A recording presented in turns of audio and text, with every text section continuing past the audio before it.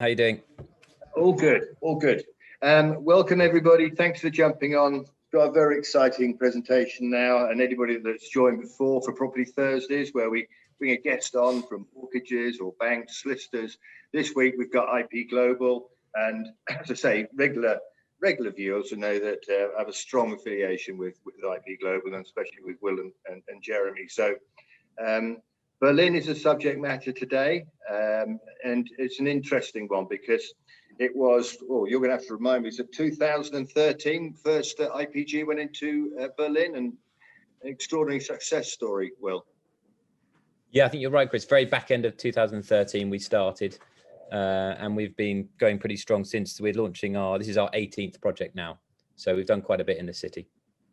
Yeah, I mean, and that speaks volumes, doesn't it? Because that means the people's worries about mortgages and lawyers and having to speak and write German, that's all been gone through. After 18 projects, people will be quite safe in the knowledge that, one, it's a damn good investment, and looking at your slides as you just flick through them, with the tax and everything else that you'll go into. But I like Berlin, and I think somebody once asked one of our colleagues, pushed against the wall, where would you buy? And it was Berlin for all the reasons that you're now going to go on to. So I'll shut up now, actually, and pass you across to Will. Thanks, Will.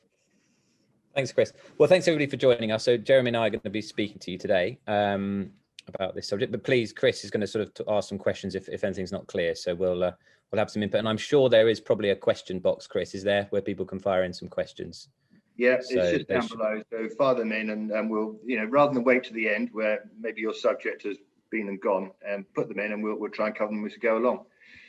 Perfect. So we're going to do just an agenda. We're going to do a little bit about IP Global, but not much, because most of you on this call, I think, will know us. A little touch on the German economy and the strength of the economy, because that's a key important factor when you're investing in any property, is investing in a strong economy. Then we'll move on to the Berlin economy, and we'll talk about our new launch in Köpenick, which is a lovely scheme, on a water frontage scheme in a very high-end sort of borough of Berlin. And then we'll talk about the investment drivers for that location as well. Okay, so just very quickly on IP, I think just to highlight the sort of differences to us to many is that we're a co-investment business. So we co-invest into the projects that we bring to market. So just what that means basically is that we've committed to purchasing what we bring to market. So we're bringing a scheme to you today in Berlin. We've looked at this very, very closely. We've done a lot of due diligence on the area, on the developer, and we've then committed our own money to buy these units from the developer.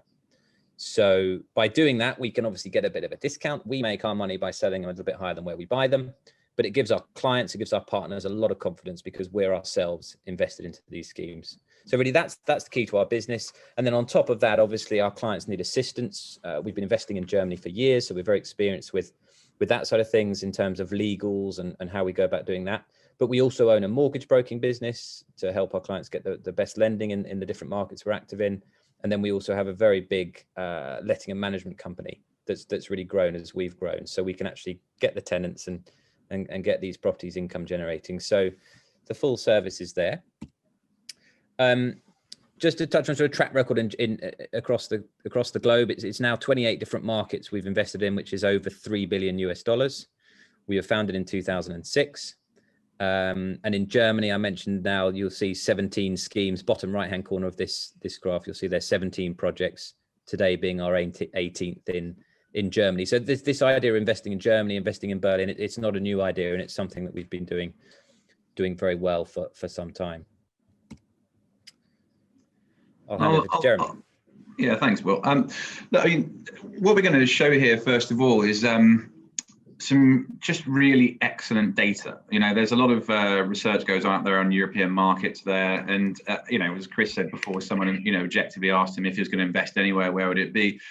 It's not always, I understand emotionally why Germany wouldn't be the first place people look. There's a huge amount of people still buy UK first, but these stats we're going to show, and some of the underlying kind of forces behind why the economy is doing so well and is continuing do so well in the next few years is exactly why we as a company want to kind of risk our own money into these markets. You know, it's not a market we have to buy in, but we kind of objectively believe this is going to probably give any client who buys the biggest return over 10 years of any market we could currentently get worldwide currently. So it's worthwhile if, you know, and it is more of a 10-year play for investments here. So, you know, not every project is perfect for every person, but objectively, if someone wants to make the most money in 10 years, these stats is going to be why Germany is it.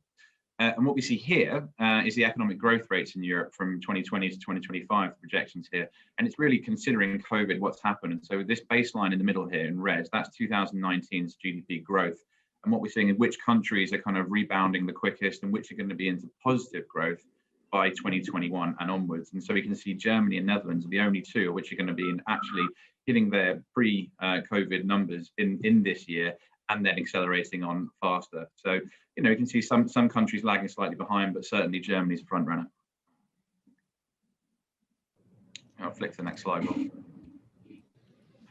Now, we all know property is supply and demand. We need, you know, a liquid, you know, a healthy economy, and we need low unemployment rates. It's movement of people. You know, we need not enough property for those people, but those people need to have jobs and need to be, you know, well moneyed. So here we compare a number of different European markets where the unemployment rates are, and Germany has always been very good in this respect, similar to UK we see at the bottom there, but it literally bottoming out at there, you know, kind of under 5% on average, even considering what's been going on with COVID. And their fiscal policies of how much money they've injected into market early have kept that relatively safe, basically, throughout the whole of last year. And so we've not seen kind of big spikes like we have in other markets. And similarly, just as a point of interest for people, the top line there being Spain, you know, this is why we don't invest in some other markets. You know, Spain is a very, very high unemployment overall. And, you know, even though Barcelona or Madrid might look interesting in general, this is the kind of thing which stops us fundamentally looking into finally, you know, buying into those markets. It's amazing, really, isn't it, guys, that there's a lot of people listening that will be under 30 or 35 years old who will not remember the wall coming down, probably you two. But it's an extraordinary rebuilding of Berlin, the capital city, which is only just getting its first international airport. It's quite amazing the growth that Berlin's gone through. And again, you know, just touching on what you said, it is all about supply and demand and the housing. It's a fundamentally macro, a really solid economy. I mean, we all know it's like the fourth biggest economy in the world, but I suppose what you've got to look at as a property investor is just sit back and just compare that to the rest of the world. And you're right, like within that, in a very safe country, what are the outperformers? And Berlin is a unique story because of its political history in the wall. You know, you had years and years of the major industry not propagating there, but it's still being the biggest city, the capital and all that. And so we had a natural vacuum. And so it's basically an anomaly in the property world. And so it's an undervalued city, much, much more undervalued than it should be. And so, you know, like we see here, and this FDI flows for the major European capitals, you know, how much up until Brexit was announced, you know, UK would always be topping this list basically. But from 2017 to 2020, an extraordinarily high figure there in terms of, you know, almost $500 billion going into market there into Germany. And that's, you know, some of that's going to be risk mitigation of companies kind of seeing Brexit happening and maybe moving some money over there. But it is in itself, you know, such a long-term secure market. So big institutional investors putting big money into a market they know is going to perform very safely. And we've seen time and time again, you know, retail investor basically, that the kind of profits and, you know, residential performance will often follow big institutional, you know, investments like this.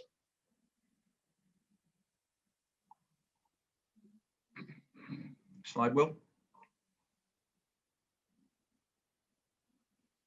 Oh, I think Will's gone. So I mean, just talk us through whilst Will comes back with the next slide, if you will. And obviously we did work together. 17 previous projects, all obviously sold and gone now. Although I think maybe you've still got one that's on your list, but they have sold amazingly quickly, and the results are there for everyone to see, aren't they?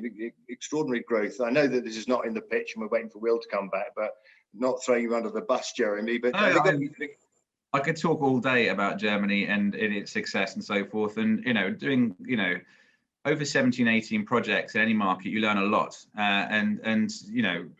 To a project, everything has performed very well in terms of its capital, value rates in that period of time, and by far the highest amounts we've seen in any of our European markets. So and when people can leverage the way they can and take such safety in mortgages, my brain is a terrible term, but for me, it's the most secure market to get into in this, in this current climate.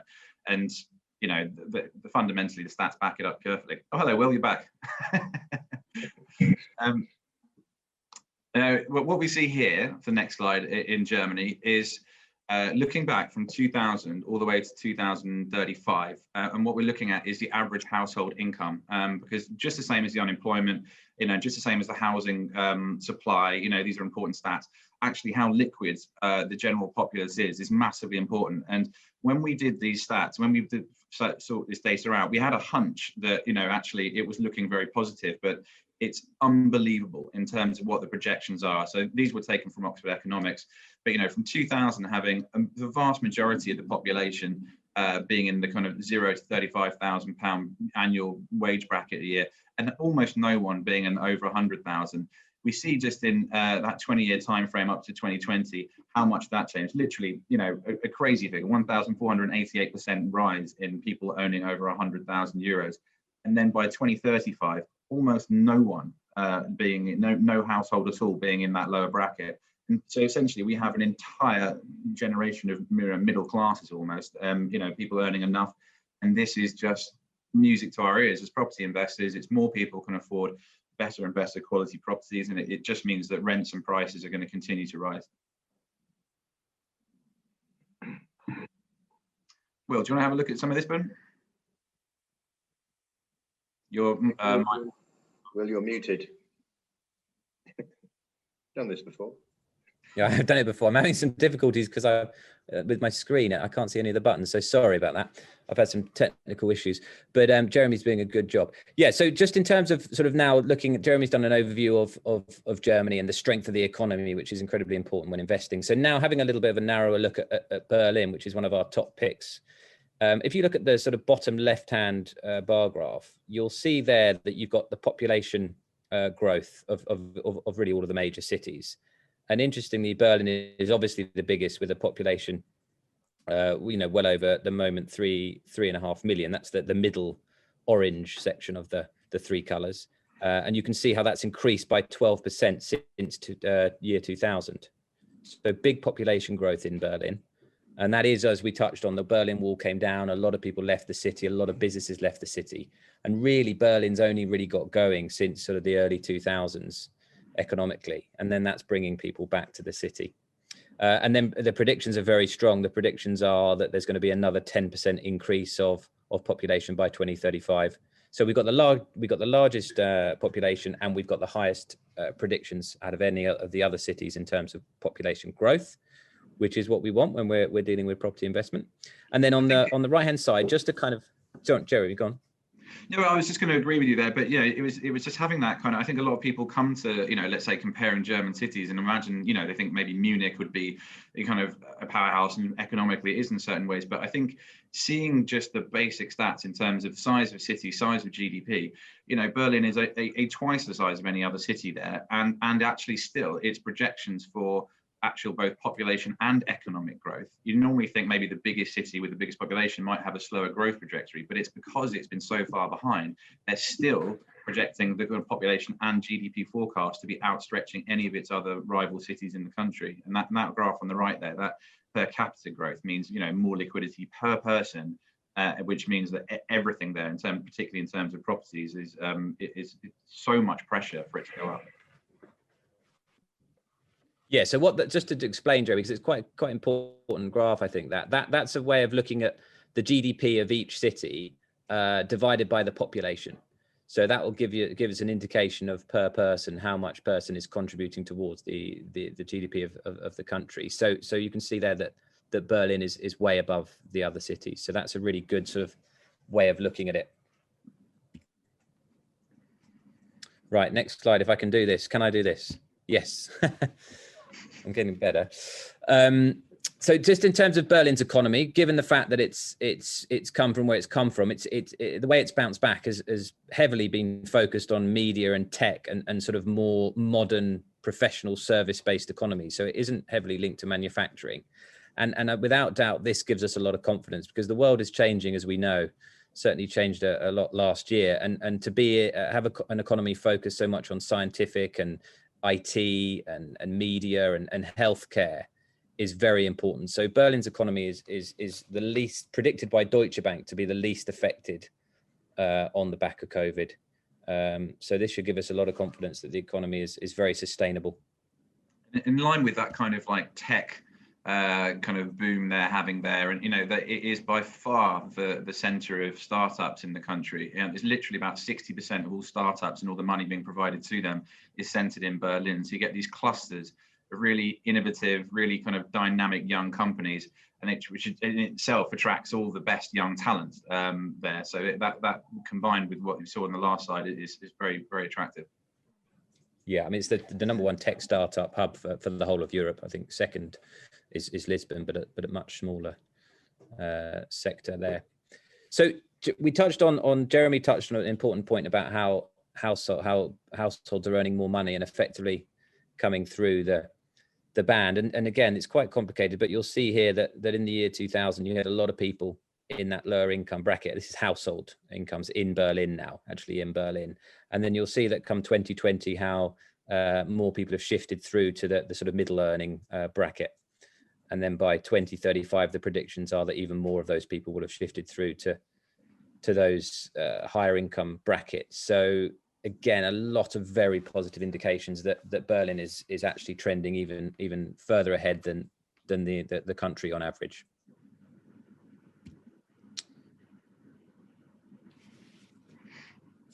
Shall I go for this one? In terms of the household disposable income and EU rate trend, effectively what we're talking about here is the amount of individual houses that they have in their pockets each month. And so we see the average wealth going up, but that employment graph is phenomenal, and this is basically a reflection of the history we've been talking about there. We had up to, it was like 19% unemployment back kind of 20 years ago or so. And so that's been dropping dramatically quickly.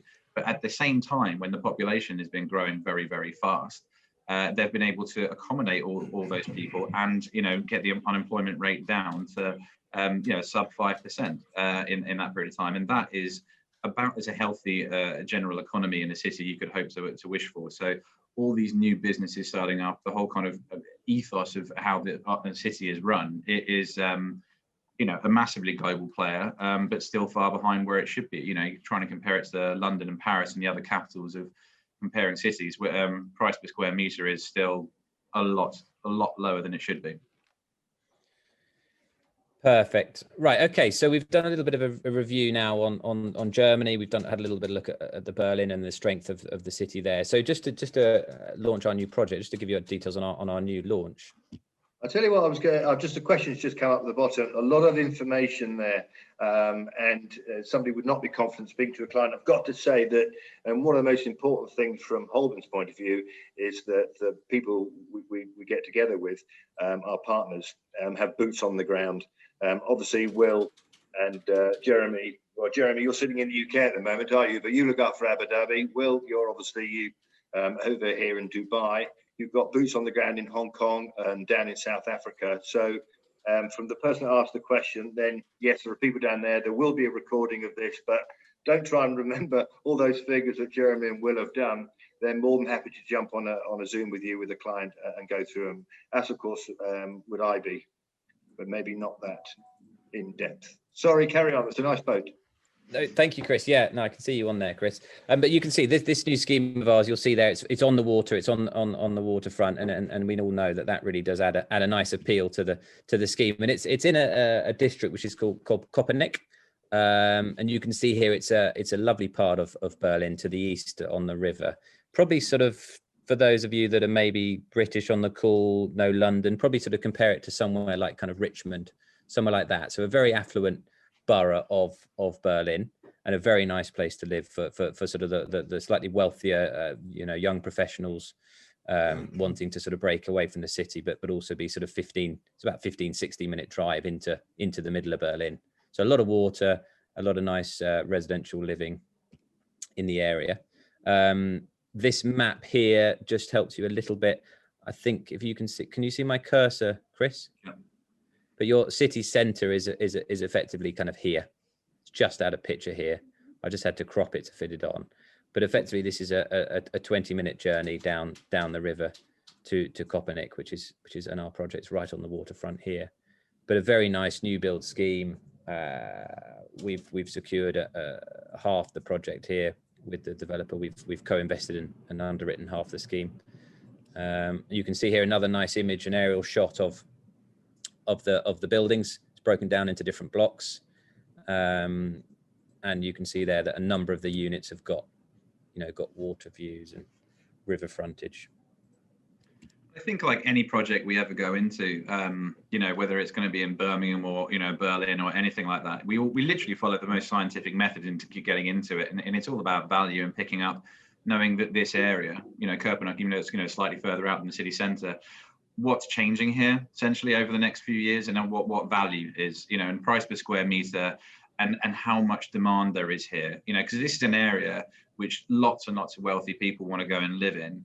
But there's so many different employment nodes setting up around here, but it's in, as I say, a nice leafy, very kind of, desirable part of the city, but you can still get in for actually a fairly reasonable price per square metre. And there's hardly anything getting built. New builds, in Berlin are very tightly restricted by the local municipality.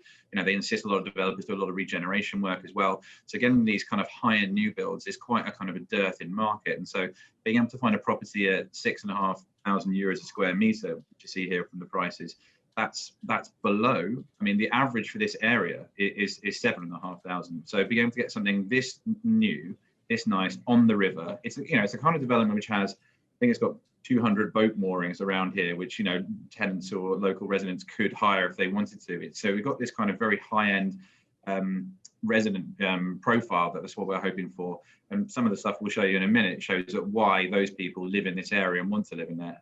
But the fact that there's so little getting built around here, it just knows that the rents will never be a problem here, and having a full apartment is kind of the cornerstone basically of having your property be successful. Yeah, very good points, Jeremy. So just to give you a quick overview, this is under construction. The developer's building 58 apartments. We've got 1-bedroom units from just under 400,000, rising up to the sort of bigger 3-bedroom units at almost 750. Completion is the end of 2022. Contracts are very tight in Berlin. If developers actually finish the building late, there's penalty payments, and we've negotiated that within the contracts that we have.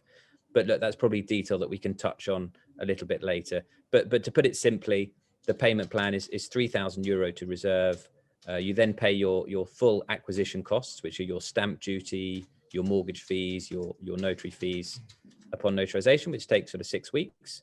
And then there's no deposit for the property. Actually, the 30% doesn't get paid for another 6 months. So again, we've negotiated that to give time, and then completion is actually in line with the construction schedule. But we'll talk, we can talk a little bit more about the complexities, because it is a little bit more complex than say the UK, which you all may be a bit more familiar with. Equally, I think in terms of the processing, the complexity, in theory, it's a lot simpler in some ways as well, and the fact that you can get things all sorted in a relatively quick space of time, and the security is that much stronger in that respect. The finance can be in hand if you need it to do before you actually put money down in the deposit. And I think in current climate, a lot of people really appreciate that. Yeah. So Jeremy's touched on sort of the area, and we've touched on the sort of quality of the area, and now we'd like to talk about who would live here. So there's a lot of sort of companies that we can relate to here. The first thing is that this is only a sort of 15-minute drive to the new Brandenburg airport, which is Berlin is desperately needed. If anybody's flown into Tegel, you'd know that straight away. But now the airport is up and running, it's open. I appreciate right now may not be the best time to talk about air travel, but clearly and hopefully, and I believe we're getting through the worst of this crisis. So this is going to bring many more people to the city, and it's really going to open up Berlin to the international hub. You couldn't previously fly to Berlin from Dubai, from Hong Kong, from New York. You know, you couldn't fly to the capital city of the powerhouse economy of Europe, which is staggering. So we're very close to the airport. So, you know, potential somebody working in the airport, working as a pilot or an engineer or someone like that would very much be the kind of tenant profile that we're looking at here. Rolls-Royce build the majority of their engines in Berlin. They've got a huge site where they employ over 3,000 people. Clearly very experienced, very, successful engineers there that would want to live near to where we're obviously working. And then there's a very big science park and technology hub as well, where there's a number of people. So this is again about a 15-minute drive from this location. Man, just got your question in. I know there's a slide coming up on that soon, but I think you'd be quite impressed on the LTVs. But I'll let Will and Jeremy cover that when it gets there. But please do keep the questions coming in. Keep me amused. Yeah, we'll touch on loan to values. Yeah, what you can borrow from the banks, Chris. Is that the question? Yeah. In Germany? Yeah. Well, I'm going to answer it straight away. 70% is what we can borrow from the banks on our scheme. The project's been approved already by 2 lenders. Slightly different to the UK. We actually go to the lender now, so they agree the approval now, and we can actually finalise and draw down the mortgage before the building is ready. So it's there's no mortgage risk there effectively. Knowing that the institution who's going to lend on this building has already pre-vetted and looked at both the rental estimates and the prices on there and said, yes, no, that's absolutely bang on, because 70% is the top marker that banks will ever give there. And so to get 70% across the board on these basically shows that the price per square meter, as we've seen, is very good for the area there. And and knowing that's guaranteed basically at the point of the start, it's nothing about the individual there. As long as they can show that they can afford 40% of the value of the unit they want to buy, that's basically them in, and that's it's almost as simple as it goes. Yeah, the affordability requirements to qualify for an investor mortgage in Germany are much lower than the UK actually, but we do all that. We do all that due diligence with our broker to help clients with that. I've mentioned the science park. There's a big employment there, and then the big one is Tesla. So Tesla have now, they're fully constructing this huge factory where they're going to be building the Tesla cars. So this is due to open later this year, and they'll be producing the Tesla car. This is again about a 15-minute drive from our location. And then also I was reading as well about this huge giga battery factory that's also just been approved. So they're going to be building the batteries for these electric cars as well. So this is a big play. And again, I'd certainly see the kind of people employed and working at these factories being the sort of people that may live and rent in Köpenick. Elon Musk has basically come out, and when he's talking about this battery cell plant that's going to be there, I mean, there's 2 or 3 in the States, and there's been huge competition to try and get those. And he's saying that this is basically where, next to his plant, the Gigafactory, he's going to have this battery cell plant, and that's the future essentially. Like when all these anything based on renewable energy, anything that's going to be powered that way, all cars that are going to be, these batteries it's an enormous thing. And so having the biggest plant in the world, this is likely to be based in Berlin, is a huge coup for the city. Yeah, absolutely. So just in summary, we've got city centre 20 minutes away, and we've got all the employment hubs we've touched on here, and there are more, but hopefully we've given you a bit of a snapshot about why we continue to love Berlin and like Berlin and continue to try and find the best projects for our investors in the city. So Chris touched on mortgages. Just to sort of summarize, Jeremy's mentioned the project's approved by the lender before we go to market. The mortgage is actually finalized before the client exchanges the contract, so there's no mortgage risk there. The affordability requirements are much lower. Interest rates are locked in now, so that the investor will know what their rate is, and we can lock that rate for up to 10 years. Now we've got 2 banks, and we just have anywhere between 1.5 and 3.5% fixed for 10 years are the options. To get the lower option, you do need to travel to Germany at some point, but we can get a pre-approval before. But that's why that's to get the best rate at 1.5%.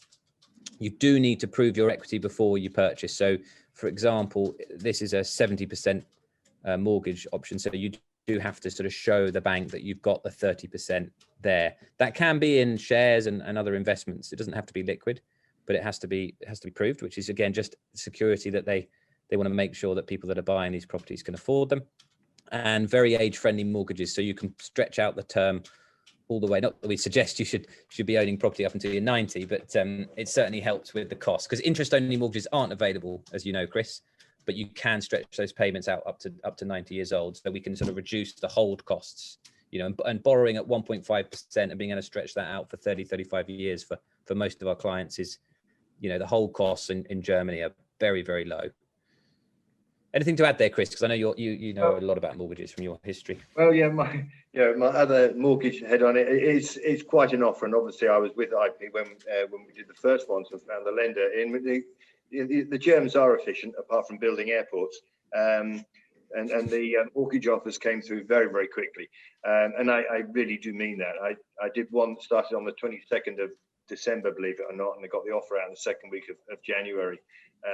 They are very quick, they are very efficient, and how fantastic that everything is done up front and you're not waiting and they're knocking. You can't odds what's going on in the UK and the rest of the world with the virus, but what a nice, pleasing feeling that must be to get your mortgage offer, you know, a year and a half before completion, know what the rate is going to be and know what the valuation is going to stand up.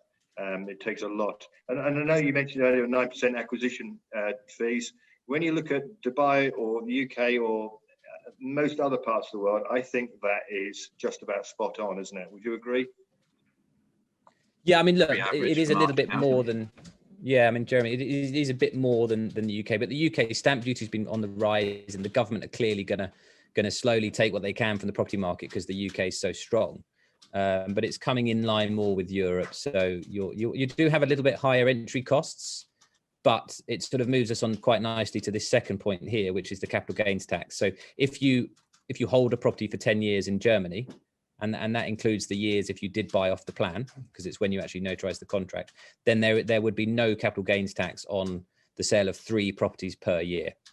So, you know, big investors obviously need to consider phasing when they sell, but that's a massive thing. So we can tie in the interest rate for 10 years at a very low rate, and then there's no capital gains tax at all after 10 years. So it's the only market that we deal with that's that tax efficient at the back end.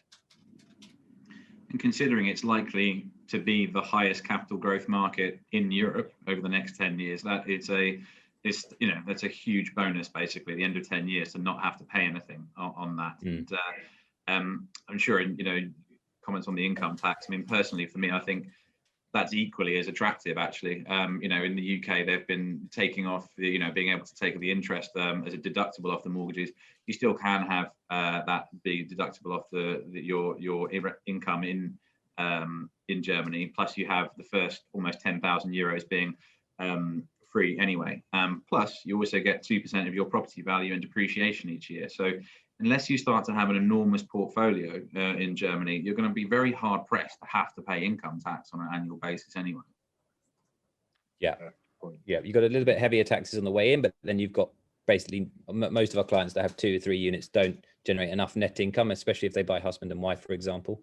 And then it's a 10-year play. Clearly, it's a 10-year play because that's the key is selling this after 10 years to exit without any tax. Right. That's the end of our slides, Chris. I'm sure you may have some questions for us. Well, I think that was absolutely brilliant. And it was often said at the time, Tim Murphy was a trailblazer and went into places like Kuala Lumpur, Brisbane, Melbourne, a few others that nobody else dare go into. So you are trailblazers, and so many people now are looking at Berlin. So I'm glad that so many people are on this call and are going to spread the word, because there's no need to be nervous. Even when it comes out of the application form, they're in English. Lawyers speak English. Everyone speaks English, and so they should. So I don't think there's anything to worry about. One thing I was going to ask is, whilst you're on, what's happening with what else you've got going on, maybe in the UK? Can you give us a quick overview for our clients that are on? Jeremy, over to you. Well, yeah, no, fine. Look, I mean, being a company who looks fairly globally and can look anywhere, we are still focused on Europe. So we're doing, Portugal, Germany, and UK at the moment, all for various different reasons. whereas we didn't, after Brexit, we didn't go for London for 4 or 5 years, pretty much. I mean, the values there were kind of under pressure, and people had migrated to up north. We are starting to go back into London again. Then, not necessarily prime central, but we're quite interested in the periphery, commuter belt, the towns around there. We've got something in High Wycombe at the moment, I think is particularly good. It's only half an hour in, but effectively you've got a London story, which is still, but you can get units for just over 200,000. And knowing the kind of supply and demand imbalance there, it's an surety really they'll rise. But tier 2 and tier 3 cities, we're still keen on providing the investment stories right and the prices right. Birmingham we like a lot. We have our eyes on some markets like Sheffield and Leeds. Manchester we would do again. You have to be very careful with price there. It has been very successful over the last 5 years. So just buying anything in the sense, City Ring Road there it has gone up a lot. So just think about what you're getting. But yeah, we're very bullish on the UK. It is the world's probably premier market to buy in. It gives us more options, I would say, probably in 2021 with lots of different markets projected to do well. And for Portugal, as we said before, only Porto and Lisbon basically being markets of interest, but they've got some good value there, and probably the main thing for me for being interested there is being able to get mortgage rates in Portugal at potentially under 1%. So slightly smaller economy on a macro level, but equally some interesting incentives in other ways. I mean, your first slide, introducing yourself, you are unique in the fact that you are underwriters, and you've got, I hate the expression, but we can't come up with a better one, skin in the game, whether it be in Berlin, Portugal, or the UK. And that does make you rather different from everybody else. So now, I mentioned it earlier on, you're obviously accessible, I'm accessible, your colleagues are accessible, the recording's being done. Thank you, Miltos. And so thank you very much, guys. And thanks everyone for jumping on.